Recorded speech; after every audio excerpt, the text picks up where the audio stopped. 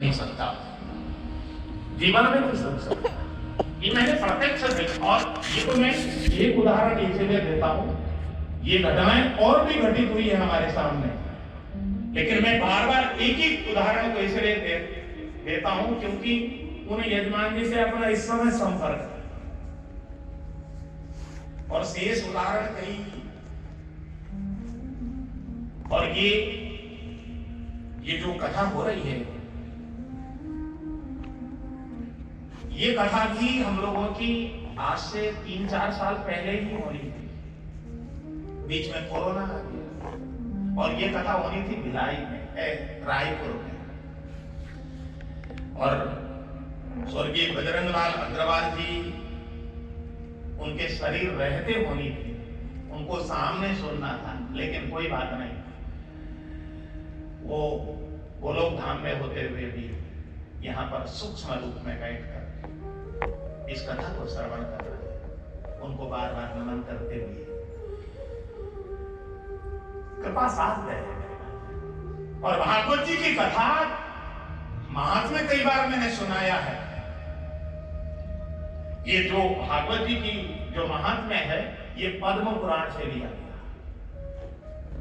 स्कंद पुराण में भी श्रीमद् भागवत का महात्म्य वर्णन किया, 6 अध्याय में वर्णन है। और मैंने पिछले बार की वृंदावन की कथा में भी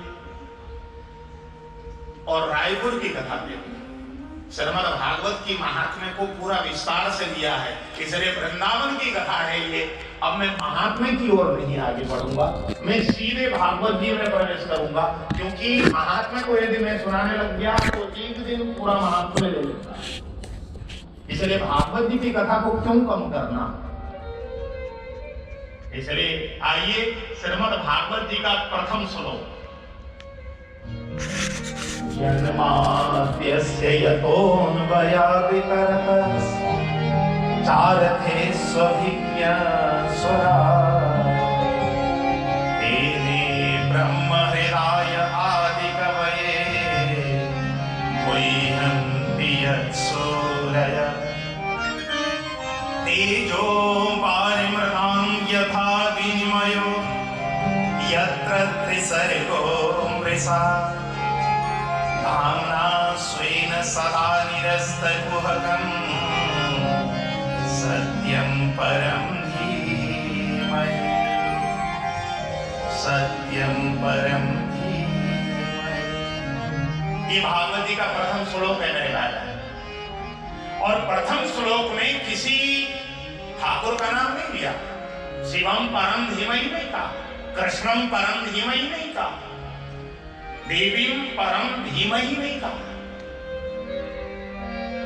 ढोंडिम परम धीमहि नहीं कहा, सूर्यम परम धीमहि नहीं कहा, यहां सत्यम परम धीमहि कहा। और भागवत जी का प्रथम शब्द क्या है? जन्माद्यस्य। जन्म से भागवत का प्रारंभ किया गया। और भागवत का विराम कहां है? जरा अंतिम श्लोक में चलिए। नाम संकीर्तनम यस्य सर्व पाप प्रणाशनम प्रणामो दुख शमनः तं नमामि हरिं परम्। अंतिम श्लोक का अंतिम शब्द है परम, और भागवत का प्रथम श्लोक का प्रथम शब्द है जन्म। देखो मेरे भाई बहन, भागवत जी कहना चाहती हैं कि जो भी इस संसार में जन्म लेकर पैदा हुआ है, वो यदि उसका लक्ष्य क्या है? परम धाम जाने का। अंतिम शब्द है परम, उसका लक्ष्य तो परम धाम जाने का है।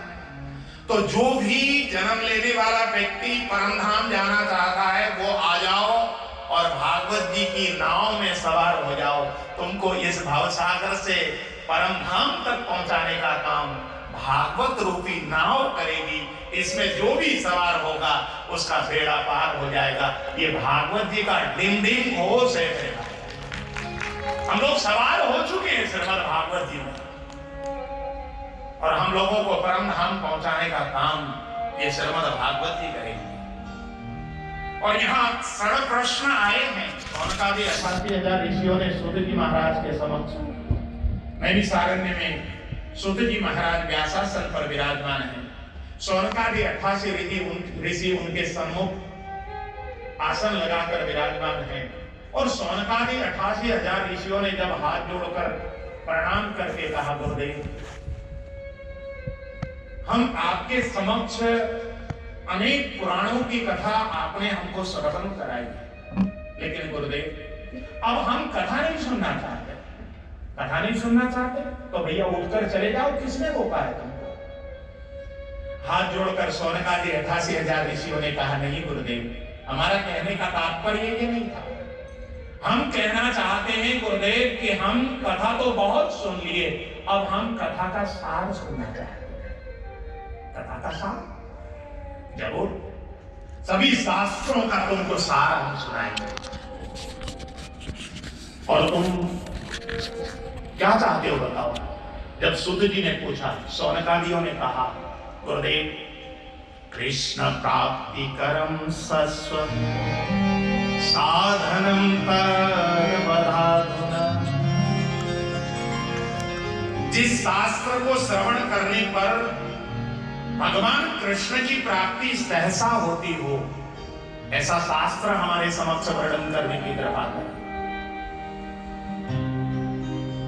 जब इस प्रकार के प्रश्न आए हैं, तब जाकर श्रीमद् भागवत की कथा सूत जी महाराज ने सौनकादि 88,000 ऋषियों को सुनाई। सौनकादि 88,000 ऋषियों के समक्ष सूत जी महाराज ने कहा, सभी शास्त्रों का सार स्वरूप मैं तुम्हारे समक्ष श्रीमद् भागवत की कथा कहूंगा। ऐसा कहकर उन्होंने श्रीमद् भागवत की कथा कहना प्रारंभ किया। उससे पहले अपने गुरुदेव को प्रणाम किया। यम प्रव्रजन्तमनुपेतमपेत कृत्यम त्वयितायनो विरह कातर्यायुहाम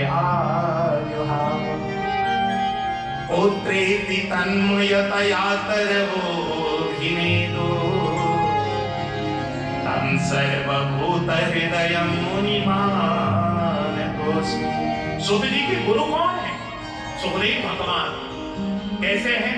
जो पैदा होते ही नालच्छेदन संस्कार भी नहीं हुआ है, नाल को तोड़कर चल दिए। द्वार से बाहर जाते हुए जैसे ही सुखदेव भगवान को वेदव्यास जी ने देखा, आवाज लगाई, अरे पुत्र, अरे पुत्र, रुको बेटा, रुको। लेकिन बेटा रुकने को तैयार है। वो पैदा होते ही नाल को तोड़कर चल रहा और आगे आगे पुत्र चला जा रहा है और पीछे पीछे वेदव्यास, अरे पुत्र रुको, अरे पुत्र रुको। लेकिन आत्माराम ने रमण किया हुआ पुत्र, और पुत्र को बुलाने में तन्मय वेदव्यास जी चले जा रहे हैं, चले जा रहे हैं। चलते चलते 4 वर्ष व्यतीत हो गए और पहुंच गई यात्रा मानसरोवर में। उस मानसरोवर में स्वर्ग की अप्सराएं नग्न होकर स्नान कर रही थी। उन्होंने 16 साल का युवक सुखदेव को आता हुआ देखा। देखो, सुखदेव भगवान जो पैदा हुए थे ना, 12 वर्ष बाद पैदा हुए थे। 12 वर्ष की उम्र में पैदा हुए, मां के गर्भ में बने रहे और 12 वर्ष बाद जब पैदा हुए, पैदा होते ही अपने पांव पर खड़े होकर चल दिए।